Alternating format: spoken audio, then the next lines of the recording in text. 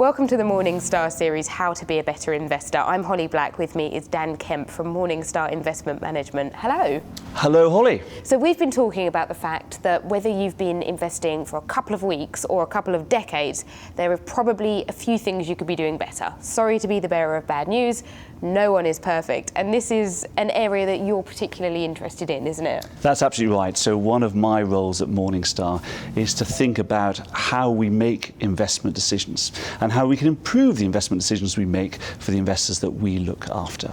And what we find is that, as you say, we all make mistakes. Whether you've just started investing, whether you've been investing as long as I have, we all make mistakes. And those mistakes aren't random. So great psychologist Dan Ariely calls us predictably irrational. We make the same mistakes over and over again. And so one of the things that we need to think about is where those mistakes are and how we overcome them.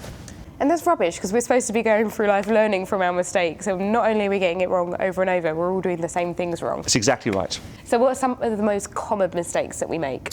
Well, there's lots of common mistakes, but one of the ones that I think about the most is called the hot hand fallacy. And this comes from a term in basketball. It was put together in the States, as you'd expect, given the sport it's based on. And the work was done by an amazing psychologist called Amos Tversky. And his idea was that people tend to see streaks in performance. So sometimes in basketball, you'll have a player who'll score a number of baskets in quick succession, and he'll be described as having a hot hand. So having this streak of good performance. And the work that Tversky did was to investigate whether these streaks really happen and how we should respond to them. And what he found was that actually we see streaks more often than they really happen, and we tend to assume that they'll carry on. Now, if we put that in an investment context rather than a basketball context, we look at fund managers and we look at the ones that do really well, and we assume that streak will continue, whereas in reality it often doesn't. And that's one of the dangers of looking at past performance. But past performance is one of the easiest things to look at when you are starting out assessing which funds to invest in. So how do we avoid falling prey to the hot hand fallacy?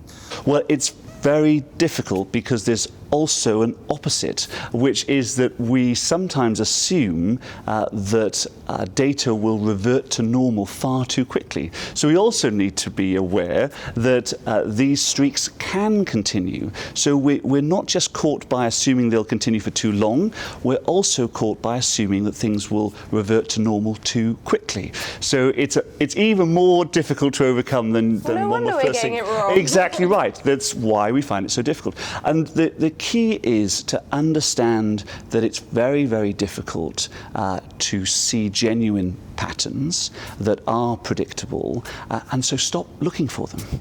As creatures, we are great at pattern recognition. It's one of our really strong things as human beings, and so our minds want to see patterns, but that can really get in the way of decision making. And so we would encourage investors to look at past performance last, and only look at it as a way of confirming the investment thesis, the investment process of the manager or the fund that you're looking at. So, for example, if you're looking at a fund that claims to be quite a core fund, let's say a tracker fund, and it's following some sort of stock market index, then at the end of that process, you might want to check whether it has actually mirrored that index. That's a way of using performance for confirmation.